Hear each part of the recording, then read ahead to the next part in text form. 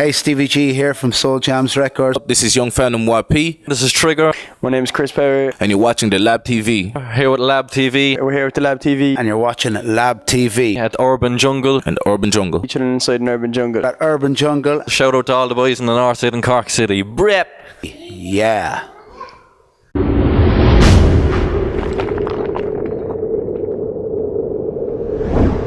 What's up, guys? My name is Fortune Subanda and you're watching The Lab TV. Today we took a trip to BMG Sound to come and meet up with Bill and see what his business is all about and how it all started.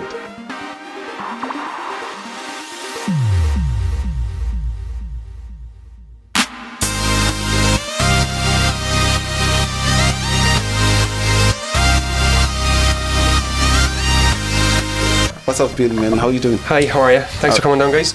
Thanks for having us, man. So, BMG Sound, you're here in the studio. So basically, I operate a music studio, but it's more tailored to DJs and music producers. Basically, what I do is I offer a practice place for DJs to come and use equipment or get out of the house and kind of use the equipment that's here available. And also, I have a music production studio which we're going to look at later on. I work from here myself as a full-time DJ and I suppose you could say an aspiring producer. Okay. So basically I wanted to kind of have a nice workspace for myself, but also that I could give and let other people use it as well to help further themselves in their careers. So you started as a DJ? Yeah, so basically what inspired you to? I've always liked music. I've always had a big interest in music from a young age, and it just progressed naturally like everyone. Started off collecting music, got a first set of decks, moved on to laptops, CDs and so on, and it was just always a hobby, but I never really kind of lost the bug to go for it. So basically I just kept going with it, and I've gone full time into the industry now, which is quite cool. All right. So when did the business mind come about? So basically, I think it was 2011, I decided to kind of make a go of the business aspect of it. It had always been a part-time kind of side hobby, and I suppose I just saw a demand in the market here in Cork City for it, for high-end DJ equipment, and also the fact that there was no rehearsal spaces, which was an issue for me. Trying to DJ at home when you're house sharing and so on, just annoying the neighbours and things. I know, And it was always quite frustrating trying to get practice time and then access to the right equipment. So I suppose that kind of triggered in my mind, and as a DJ then I was kind of starting to explore into production as well. All right. How old were you at the time? I would have been, I'm 30 now, so I would have been probably about 25, 26 or so when I kind of started really getting the bug for it. Your equipment seemed so expensive. I mean, how did you get the capital to start? So basically, I've been working all my life. I work for everything I have, you know. It was always kind of something that was instilled in me growing up. So I would have worked, so all my money went into my equipment, you know. And as you said, it is high end, and it's the best of what you get out there. You will, you know, it's unrivaled to any other nightclub in Ireland and in the world, you know. So it's the best of everything that you would expect to see, you know. All the professional DJs are using all this exact same equipment. So basically, it would have been through working myself and DJing and all that kind of stuff, and then obviously I would have talked to my bank for some other parts of it. But it's, you know, I said I'm a business, so it's easy to get these kind of things up and running, you know, and That sounds great.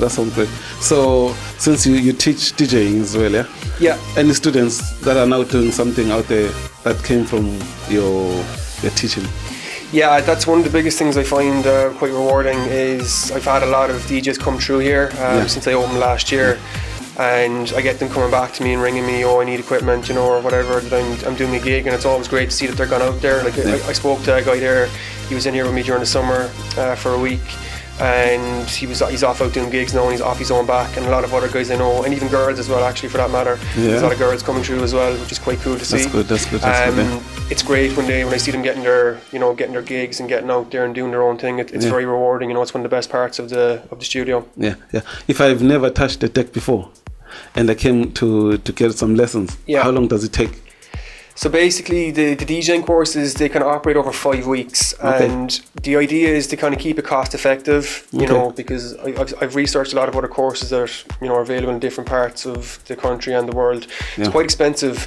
I've tried to strip it down and basically minimise the cost and also, you know, the time spent in here, because it's quite a commitment to have to come in and do something for quite a number of time, especially when you go do it at home yourself. So basically within the 5 weeks of being with me, you would have a pretty good understanding of how to actually use the equipment, because I coach you. It's like personal training effectively. I teach you and I kind of coach you how to do it. But again, like anything, after 5 weeks you need to practice. What I do is kind of show you how everything works, how to do it, get you the basics, and then, but it really is down to yourself to go out and actually perfect it and practice it yourself. As a DJ, what music do you focus on? What music? It's kind of a tricky question. Personally, I'm into house and techno. I like a lot of it, but unfortunately with the scene being so small in Cork, I've had to go back in and do a lot of kind of mainstream open format types of gigs, because that's the only work that's out there if you want to make money at it. So I play everything, but if I'm left to my own devices, I will do a lot of house. It's kind of what I'm into. But then again, I like hip hop and R&B, you know. And I like playing a lot of disco actually lately, and a lot of that kind of stuff in the gigs that I'm doing currently. So that's quite cool. But I suppose when I do start writing my own music and producing, I will be focusing on the house aspect under my own name, and I've set up a separate alias. A different name for kind of doing more kind of darker techno kind of stuff as well. But yeah, definitely house and techno. That's good. As a DJ, who are your top 5 DJs in Cork City? In Cork City, to say top 5 would be, I could get in trouble for this, but there are a lot of good DJs in Cork, I will say that. That was always one thing that drew me, because I'm not from Cork originally. I moved to Cork, Oh, really? And one thing I always noticed was that there was a good heritage of DJing, and there was always a good buzz. Obviously you've got the likes of Fish Go Deep, Stevie G, you know, I could name a load of other guys I would have a lot of respect for.